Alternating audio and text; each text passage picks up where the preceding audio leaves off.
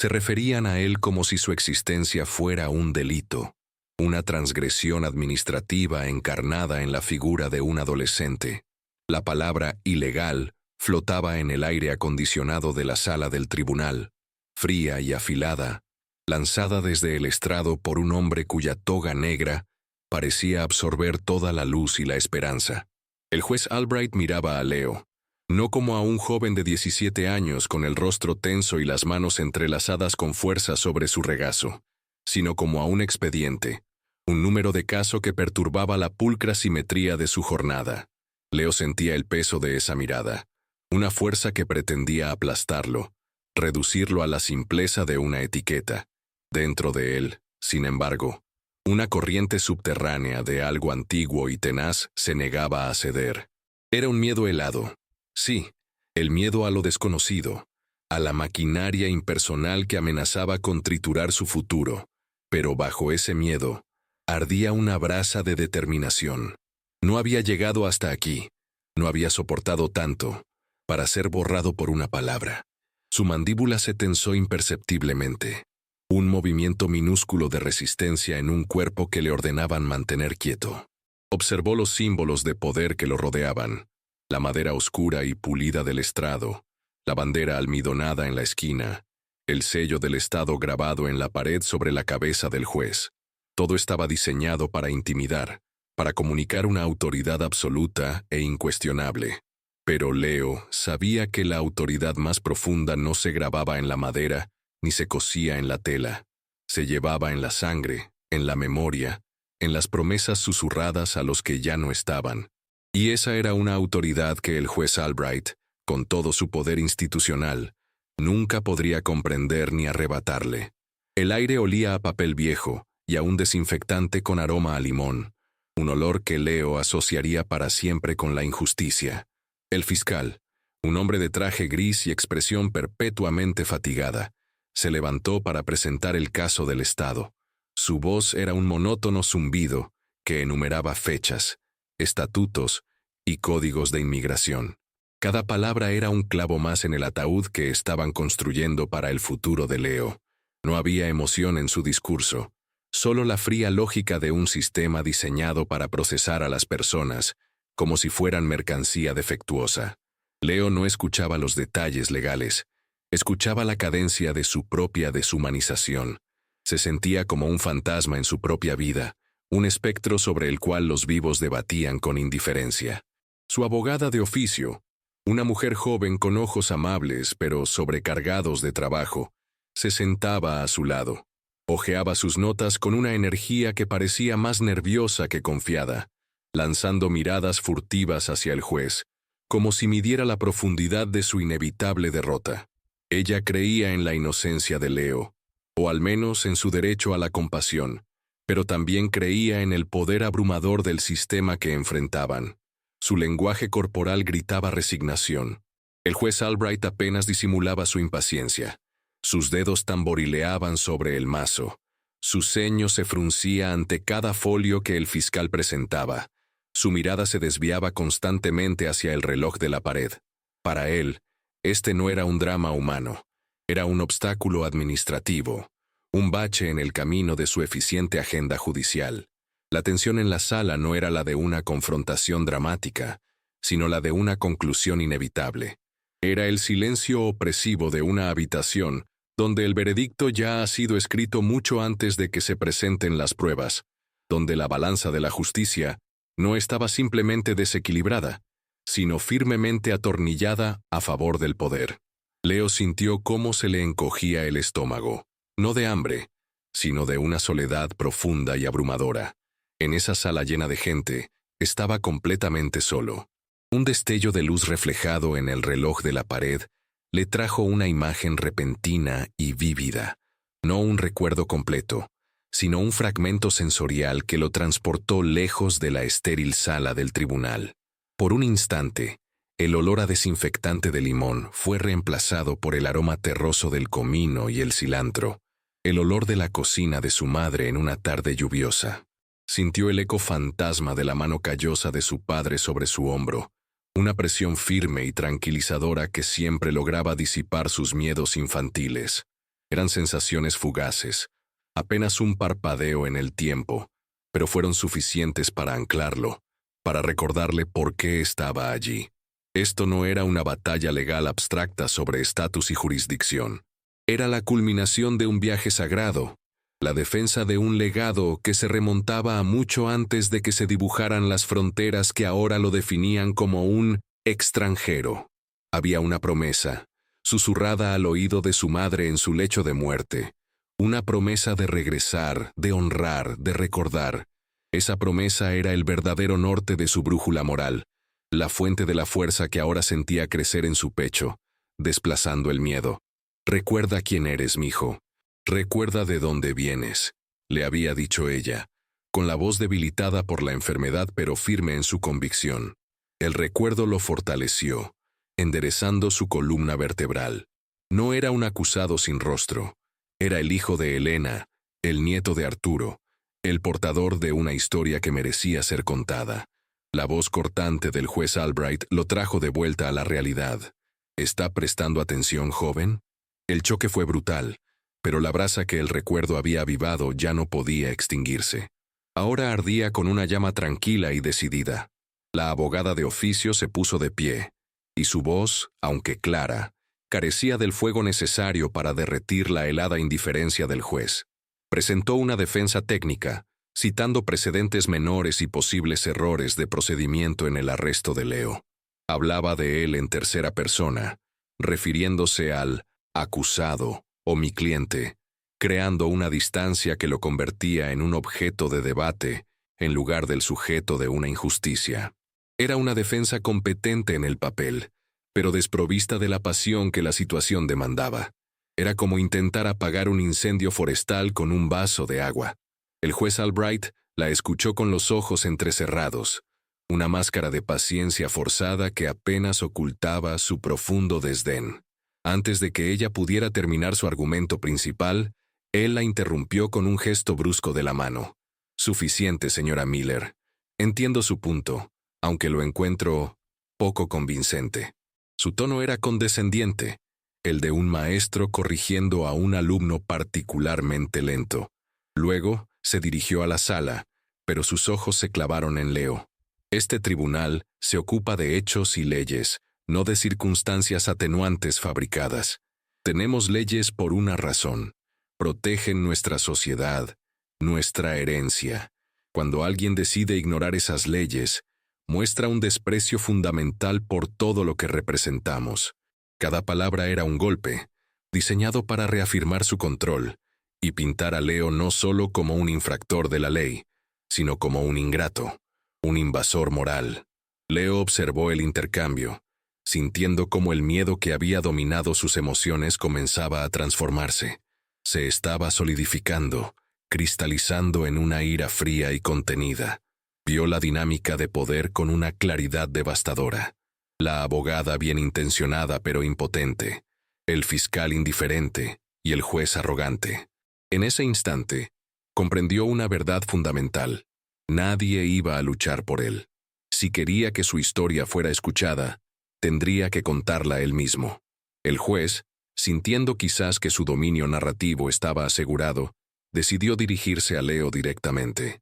Era un movimiento táctico, un intento de sellar su victoria moral obligando al joven a admitir su propia insignificancia ante la majestad de la ley. Se inclinó hacia adelante, sus ojos pequeños y penetrantes fijos en Leo. ¿Entiende usted la gravedad de sus acciones, joven? ¿Comprende las leyes de esta nación que ha decidido violar tan descaradamente? Las preguntas no buscaban respuestas, sino sumisión. Estaban diseñadas para acorralar, para forzar un sí que validara la perspectiva del juez. ¿Siente algún tipo de remordimiento por la carga que ha impuesto a nuestros recursos, a nuestro sistema de justicia? El silencio en la sala se hizo más denso. La abogada de Leo se movió para objetar, pero él levantó una mano, un gesto sutil pero firme, pidiéndole que esperara. Todos los ojos estaban puestos en él, esperando una disculpa balbuceada, una confesión de culpabilidad.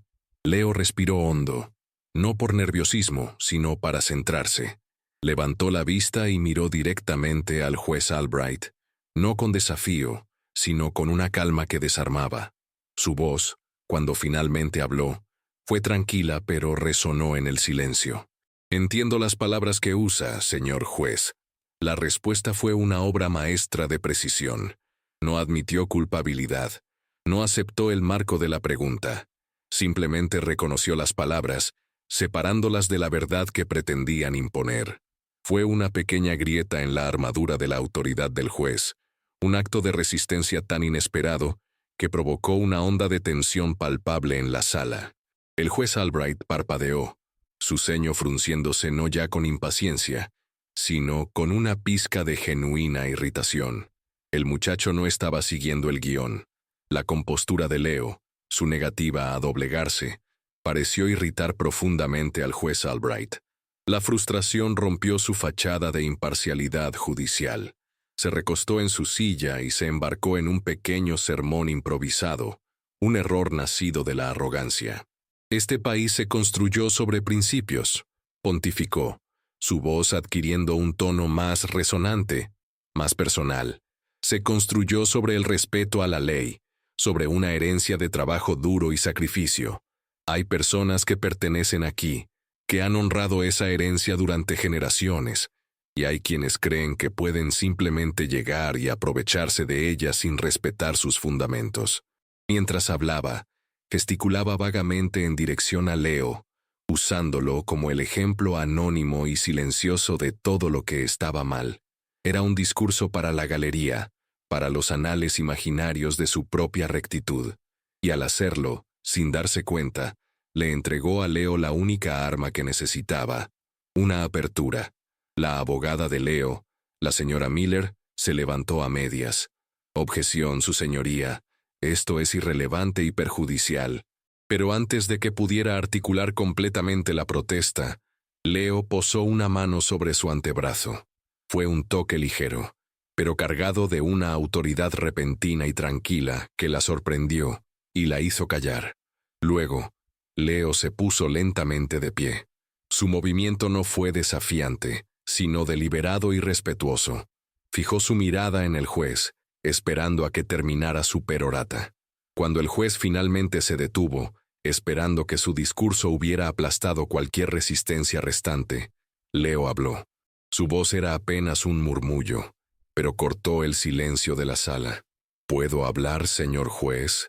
La petición era tan inesperada, tan contraria al protocolo del acusado silencioso, que el juez se quedó momentáneamente sin palabras, viendo una oportunidad para que el joven se incriminara a sí mismo con su propia ignorancia.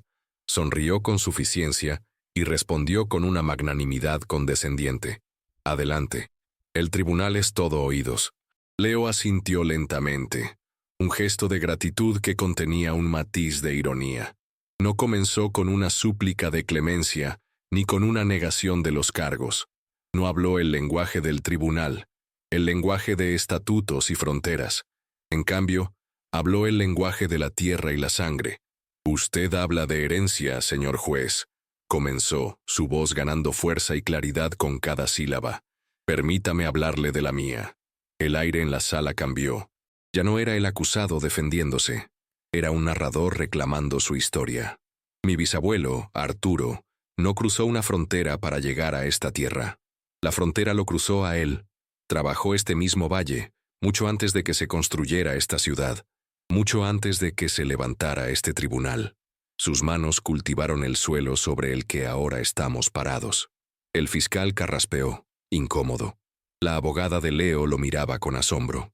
Leo continuó, su voz tejiendo un tapiz de memoria personal que comenzó a deshacer el tejido de la narrativa oficial. No vine aquí huyendo de la pobreza, como asume el fiscal. Vine aquí para cumplir una promesa. Mi madre, antes de morir, me hizo prometer que volvería al lugar donde nacieron sus abuelos, que encontraría el viejo roble junto al arroyo del que ella siempre hablaba, y que dejaría una piedra del jardín de nuestra casa en sus raíces. De repente, su crimen fue recontextualizado. Su viaje ya no era una transgresión económica, sino una peregrinación sagrada, un acto de amor y deber filial que trascendía las leyes escritas en los libros. Estaba transformando los hechos del caso, vistiéndolos con la carne de la verdad humana, una verdad que el sistema legal estaba diseñado para ignorar por completo. La atención de la sala estaba ahora completamente fija en Leo. El murmullo de papeles se había detenido. El tic-tac del reloj parecía haberse desvanecido. Leo dirigió su mirada de nuevo al juez Albright, pero esta vez no había ni rastro de sumisión. Había una igualdad, una conexión inquietante que estaba a punto de revelar. Mi familia no solo trabajó esta tierra, señor juez. La amaron, la entendieron, conocían sus secretos. Hizo una pausa dejando que el peso de sus palabras se asentara.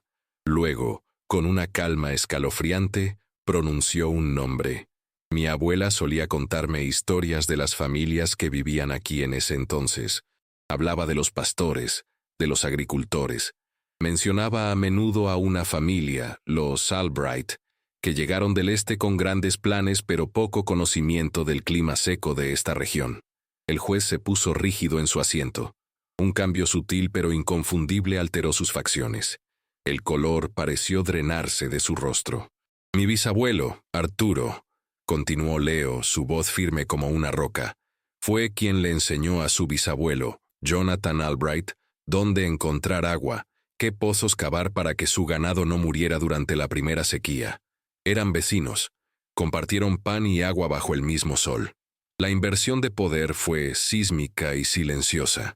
En cuestión de segundos, Leo había pasado de ser un ilegal anónimo a ser el depositario de una historia compartida y olvidada. Ya no era un extraño suplicando clemencia. Era el historiador, el testigo viviente de una verdad que exponía la frágil y reciente naturaleza de la autoridad del juez. El mazo en el escritorio de Albright parecía de repente un simple trozo de madera, despojado de su poder simbólico. Leo no solo estaba defendiendo su presencia en esa tierra, estaba afirmando un derecho más antiguo, más fundamental, que el del propio juez.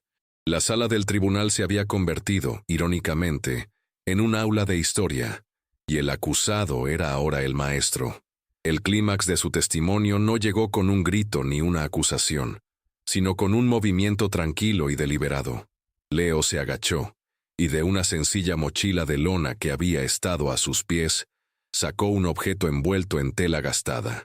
Con cuidado, desenvolvió el paquete para revelar un diario encuadernado en cuero, las páginas amarillentas y quebradizas por el tiempo. La sala contuvo la respiración. Mi madre me dio esto antes de morir, explicó Leo, su voz teñida de una reverencia palpable. Perteneció a su abuelo, mi bisabuelo Arturo. Abrió el diario con una delicadeza infinita, sus dedos moviéndose sobre las páginas como si estuviera tocando algo sagrado. Lo abrió en una página marcada con una cinta descolorida. Dentro, cuidadosamente doblado, había un documento. No era un papel moderno, sino un pergamino grueso, con la tinta desvaída pero aún legible. Esto, dijo Leo levantando la vista para mirar directamente al juez Albright, es una concesión de tierras, otorgada por el gobierno de la época, mucho antes de que esto fuera un estado. Luego, con una voz que resonó con el peso de generaciones, leyó una breve sección.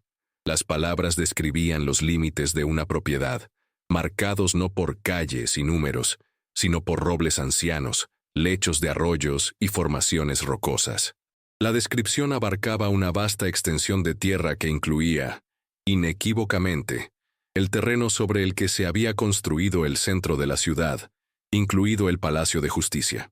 Finalmente, Leo bajó el documento y entregó el golpe de gracia. Mi nombre completo no es solo Leo, es Leonardo Matías de la Vega. Mi familia no llegó a esta tierra. Esta tierra pertenece a mi familia. El silencio que siguió fue absoluto, un vacío atronador, donde antes había habido arrogancia y prejuicio. El niño que habían llamado ilegal acababa de demostrar con una prueba irrefutable que sus raíces en ese lugar eran más profundas y legítimas que las del propio sistema que lo estaba juzgando. El juez Albright se quedó inmóvil, su rostro una máscara de conmoción, incredulidad y una humillación que se abría paso lentamente. Su autoridad, construida sobre el andamiaje de leyes y estatutos, se había derrumbado ante una verdad histórica que él, en su ignorancia deliberada, nunca había considerado. La toga negra que antes parecía un símbolo de poder, ahora parecía un disfraz vacío. El fiscal, el hombre de la lógica fría, evitaba la mirada de todos, revolviendo sin rumbo los papeles de su expediente, como si pudieran ofrecerle una salida a la abrumadora realidad que acababa de presenciar. La señora Miller, la abogada de Leo, lo miraba con los ojos llenos de lágrimas, no de tristeza, sino de un asombro vindicativo. Leo permaneció de pie, erguido y sereno. Había dicho su verdad. No había necesitado gritar ni suplicar. Simplemente había desplegado la historia, permitiendo que su peso hiciera el trabajo. Su testimonio no fue solo una defensa personal, fue una acusación silenciosa contra un sistema que construye su legitimidad sobre el borrado de las historias de aquellos a quienes desplaza. El veredicto de la corte, fuera cual fuera, ya era irrelevante. Se había alcanzado un juicio moral mucho más profundo. La narrativa del poder había sido rota, y en su lugar, Leo había tejido una de resiliencia, dignidad y memoria. Ya no era el objeto de su desprecio, el joven mexicano ilegal. Era Leonardo Matías de la Vega, un nombre que ahora resonaba en las paredes de la sala, como un eco del pasado y una promesa para el futuro. Se había negado a ser definido por ellos, y al hacerlo, se había redefinido a sí mismo, y había expuesto la frágil base sobre la que se asentaba el poder de sus acusadores. Su tranquila victoria no radicaba en ganar un caso, sino en reclamar una verdad que era mucho más grande que cualquier ley.